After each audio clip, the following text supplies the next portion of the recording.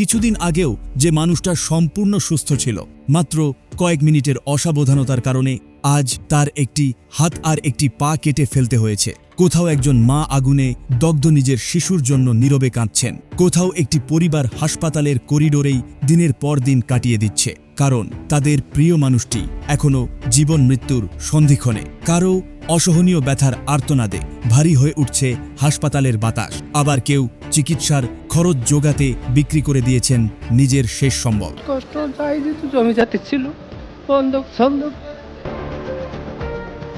হাসপাতাল পৃথিবীর এমন একটি জায়গা যেখানে গেলে আপনি বুঝবেন আপনি কতটা সুখে আছেন। রোগী হলে জীবন কতটা কঠিন হয় তা উপলব্ধি হয়। এটি কোনো সিনেমার গল্প নয়, এটি বাংলাদেশের সবচেয়ে বড় সরকারি হাসপাতাল, ঢাকা মেডিকেল কলেজ হাসপাতাল। 7 দশকেরও বেশি সময় ধরে এই হাসপাতাল লাখো মানুষের জীবন বাঁচানোর চেষ্টা করে যাচ্ছে। কিন্তু এই হাসপাতালের আরেকটি বাস্তবতাও আছে, যা সাধারণ মানুষ খুব কমই দেখতে পায়। আজকের এই ডকুমেন্টারিতে আমরা প্রবেশ করব ঢাকা মেডিকেল কলেজ হাসপাতালের সেই অজানা ভেতরের জগতে। দেখব 24 ঘন্টার জরুরি বিভাগের বাস্তবতা, অপারেশন থিয়েটারের নীরব যুদ্ধ, বার্ন ইউনিটে আগুনে পোড়া মানুষের নতুন জীবনের সংগ্রাম, আইসিইউতে জীবন আর মৃত্যুর সূক্ষ্ম ব্যবধান, অতিরিক্ত রোগীর চাপ, বেড সংকট, রোগী ও স্বজনদের কষ্ট, বিভিন্ন সময়ে গণমাধ্যমে উঠে আসা অনিয়ম ও দালাল চক্রের অভিযোগ, নিরাপত্তা নিয়ে প্রশ্ন এবং এই হাসপাতালের হাজারো অজানা গল্প। আমি নাজমুল, আপনারা দেখছেন নাজমুল ইউটিউব চ্যানেল। এই হাসপাতালে প্রতিদিন হাজার হাজার মানুষ আসে একটাই আশা নিয়ে, হয়তো এখানেই মিলবে বেঁচে থাকার শেষ সুযোগ। কেউ আসে সড়ক দুর্ঘটনায় গুরুতর আহত হয়ে, কেউ হার্ট অ্যাটাকে, আবার কেউ দূর গ্রামের একটি ছোট হাসপাতাল থেকে রেফার হয়। অনেকের জন্য এই হাসপাতালই জীবনের শেষ ভরসা। কিন্তু এই বিশাল হাসপাতালের আরেকটি বাস্তবতাও আছে, অতিরিক্ত রোগীর চাপ, বেড সংকট, সব মিলিয়ে এখানে প্রতিদিন তৈরি হয় হাজারো মানুষের সংগ্রামের গল্প। 1946 সালে যাত্রা শুরু করে ঢাকা মেডিকেল কলেজ হাসপাতাল। স্বাধীনতার আগে থেকে শুরু করে ভাষা আন্দোলন, মুক্তিযুদ্ধ এবং আধুনিক বাংলাদেশের চিকিৎসা ব্যবস্থার বিকাশ, সবকিছুর সঙ্গেই জড়িয়ে আছে এই প্রতিষ্ঠানের ইতিহাস। আজ এটি দেশের অন্যতম বৃহৎ সরকারি তৃতীয় স্তরের চিকিৎসা কেন্দ্র। রাজধানী তো বটেই, দেশের প্রত্যন্ত অঞ্চল থেকেও গুরুতর রোগীদের শেষ পর্যন্ত পাঠানো হয় এখানেই। অনেক জেলা হাসপাতাল যখন রোগীর চিকিৎসা দিতে অক্ষম হয়, তখন একটি কথাই শোনা যায়, ঢাকা মেডিকেলে নিয়ে যান। এই একটি বাক্যই প্রমাণ করে সাধারণ মানুষের কাছে এই হাসপাতালের গুরুত্ব কতটা। গভীর রাত, শহরের অধিকাংশ মানুষ তখন ঘুমিয়ে, কিন্তু ঢাকা মেডিকেলের জরুরি বিভাগে তখনও চলছে জীবন বাঁচানোর যুদ্ধ।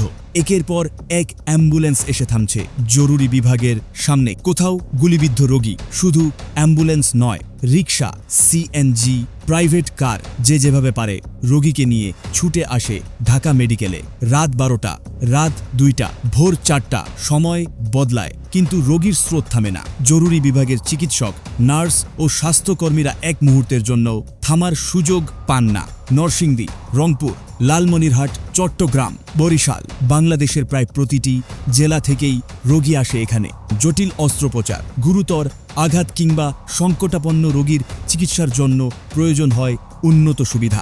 এই কারণেই ঢাকা মেডিকেল শুধু একটি হাসপাতাল নয়, এটি বাংলাদেশের চিকিৎসা ব্যবস্থার অন্যতম কেন্দ্রীয় প্রতিষ্ঠান। ঢাকা মেডিকেলের নির্ধারিত বেড সংখ্যা প্রায় 2600, কিন্তু বাস্তবে অনেক সময় এর চেয়েও বেশি রোগী চিকিৎসা নেন। ফলে শুরু হয় সংকট। অনেক রোগী বেড পান না, কারো স্থান হয় করিডোরে, কারো সিঁড়ির পাশে, আবার কেউ বারান্দায় অপেক্ষা করেন চিকিৎসার জন্য। স্বজনদের অনেকেই দিনের পর দিন হাসপাতালের মেঝেতে বসে বা শুয়ে রাত কাটান। চিকিৎসক ও নার্সদের ওপরও বাড়ে ব্যাপক কর্মচাপ। বিভিন্ন সময়ে গণমাধ্যমে প্রকাশিত প্রতিবেদন ও কয়েকজন রোগীর অভিযোগে উঠে এসেছে হাসপাতালে বেড পাওয়া, হুইলচেয়ার ব্যবহার কিংবা টিকিট সংগ্রহের ক্ষেত্রে কিছু অসাধু ব্যক্তির মাধ্যমে অর্থ লেনদেনের অভিযোগ রয়েছে। কয়েকজন রোগী দাবি করেছেন বেডের জন্য অতিরিক্ত টাকা চাওয়া হয়েছে।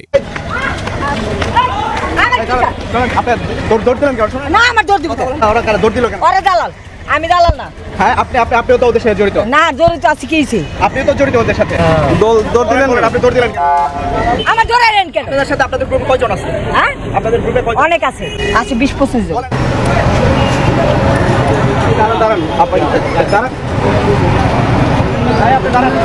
এদেরকে আমরা এনে ভিড়তেই দিই না, অনেক সময় ফাঁক ফাঁকে কন্দা আসে, আমরা এটা দেখিও না।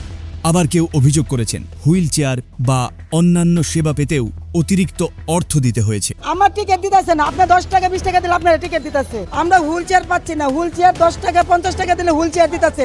হাসপাতাল কর্তৃপক্ষ বিভিন্ন সময়ে জানিয়েছে দালাল চক্রের বিরুদ্ধে ব্যবস্থা নেওয়ার চেষ্টা চলছে এবং এ ধরনের অনিয়ম বন্ধে অভিযান পরিচালনা করা হচ্ছে।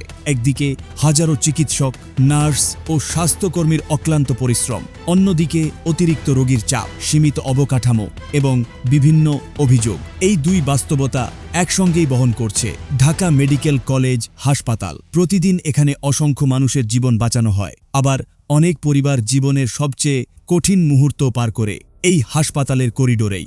ঢাকা মেডিকেল কলেজ হাসপাতালের করিডোর দিয়ে হেঁটে গেলে মনে হবে এটি যেন আর শুধু একটি হাসপাতাল নয়, এটি একটি ছোট শহর। এখানে কেউ কয়েক ঘন্টার জন্য আসেন না, অনেকেই দিন, সপ্তাহ, এমনকি মাসের পর মাস চিকিৎসার জন্য অপেক্ষা করেন। করিডোরের এক পাশে রোগীর বেড, অন্য পাশে স্বজনদের বসে থাকা। কেউ মেঝেতে চাদর পেতে রাত কাটাচ্ছেন, কেউ খাবারের প্যাকেট হাতে বসে আছেন, আবার কেউ ডাক্তার কখন আসবেন সেই অপেক্ষায় বারবার ঘড়ি দেখছেন। একটি রোগীর চিকিৎসা মানে শুধু একজন মানুষের লড়াই নয়, তার সঙ্গে লড়াই করেন পুরো একটি পরিবার। একজন রোগী হাসপাতালে ভর্তি হলে সবচেয়ে বড় দায়িত্ব এসে পড়ে তার স্বজনদের ওপর। ওষুধ আনা, রক্তের ব্যবস্থা করা, পরীক্ষা করানো, খাবারের ব্যবস্থা, রাত জেগে রোগীর পাশে থাকা, সবকিছুই করতে হয় তাদের। দিন হোক কিংবা রাত, ঈদ হোক কিংবা সরকারি ছুটি, ঢাকা মেডিকেলের জরুরি বিভাগে কাজ থেমে থাকে না। এত বড় একটি হাসপাতালে প্রতিদিন হাজার হাজার মানুষ প্রবেশ করেন, সব মিলিয়ে প্রতিদিন হাজারো মানুষের আনাগোনা। এই বিশাল জনসমাগমের মধ্যেই এক সময় ঘটে একটি আলোচিত ঘটনা। এক নারী চিকিৎসকের পোশাক পরে এবং গলায় আইডি কার্ড ঝুলিয়ে হাসপাতালের আইসিইউ এলাকায় প্রবেশ করেন। পরে তার আচরণ সন্দেহজনক মনে হলে চিকিৎসক ও নার্সরা তাকে জিজ্ঞাসাবাদ করেন। নিজেকে চিকিৎসক দাবি করলেও কথাবার্তায় অসঙ্গতি ধরা পড়ে।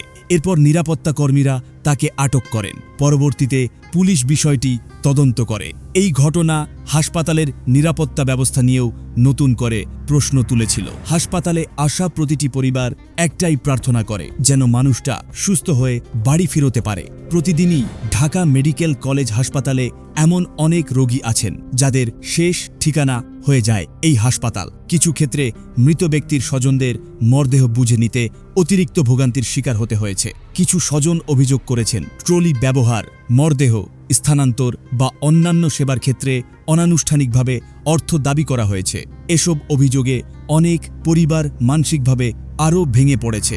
তবে মনে রাখতে হবে, এগুলো নির্দিষ্ট কিছু অভিযোগ ও অনুসন্ধানী প্রতিবেদনের তথ্য।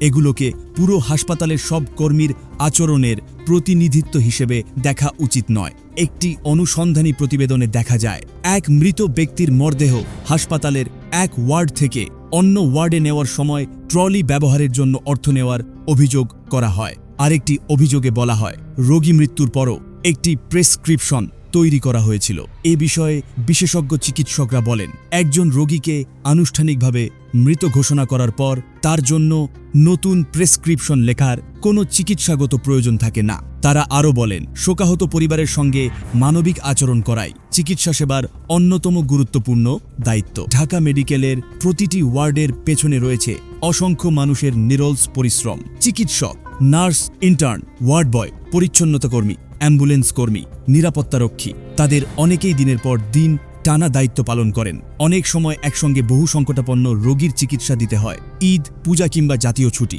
এসবের মধ্যেও তাদের কাজ থেমে থাকে না। অসংখ্য মানুষ নতুন জীবন নিয়ে বাড়ি ফেরেন। ঢাকা মেডিকেল কলেজ হাসপাতালের সবচেয়ে সংরক্ষিত এবং ব্যস্ত স্থানগুলোর একটি হল অপারেশন থিয়েটার কমপ্লেক্স। সাধারণ মানুষের চোখের আড়ালে থাকা এই জায়গায় প্রতিদিন চলে অসংখ্য ছোট বড় অস্ত্রোপচার। অপারেশন থিয়েটারের দরজা বন্ধ হওয়ার পর শুরু হয় সময়ের বিরুদ্ধে এক নীরব যুদ্ধ। সার্জন, অ্যানেস্থেসিওলজিস্ট, নার্স ও টেকনোলজিস্ট সবাই একটি লক্ষ্য নিয়েই কাজ করেন, আর সেটি হলো রোগীকে নতুন জীবন ফিরিয়ে দেওয়া। অনেক সময় এক রাতেই একের পর এক জরুরি অস্ত্রোপচার করতে হয়। দুর্ঘটনা, অগ্নিকাণ্ড বা বড় কোনো দুর্যোগের সময় এই চাপ আরও কয়েকগুণ বেড়ে যায়। অপারেশন থিয়েটারের বাইরে তখন অপেক্ষা করেন রোগীর স্বজনরা, কারো চোখে অশ্রু, কারো ঠোঁটে শুধু একটি প্রার্থনা, অপারেশন যেন সফল হয়। আগুন কয়েক সেকেন্ডেই একটি মানুষের জীবন বদলে দিতে পারে।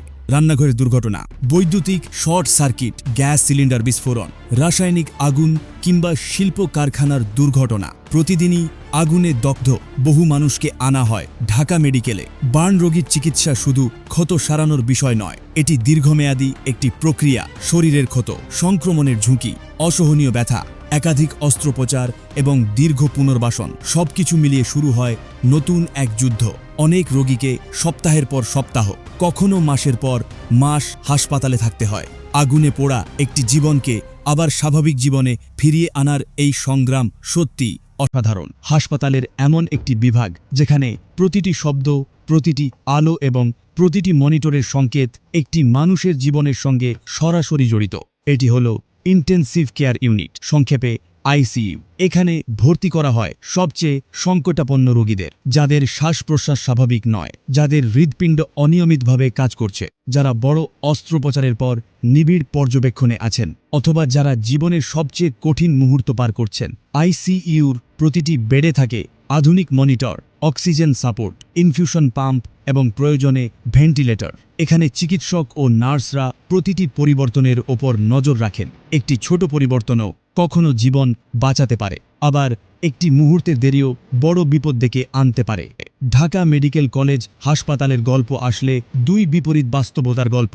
একদিকে জীবন বাঁচানোর অবিশ্বাস্য সংগ্রাম, অন্যদিকে অতিরিক্ত রোগীর চাপ, সীমিত সুযোগ সুবিধা এবং বিভিন্ন সময়ে ওঠা অনিয়মের অভিযোগ। এই দুই বাস্তবতার মাঝখানেই প্রতিদিন জন্ম নেয় অসংখ্য নতুন গল্প। কেউ সুস্থ হয়ে বাড়ি ফেরেন, কেউ নতুন জীবন পান, আবার কেউ হারিয়ে যান চিরদিনের জন্য।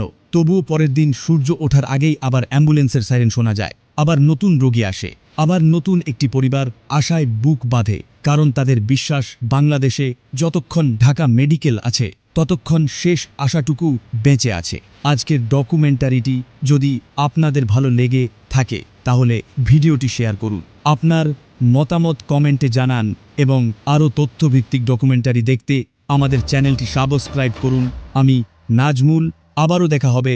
আল্লাহ হাফেজ।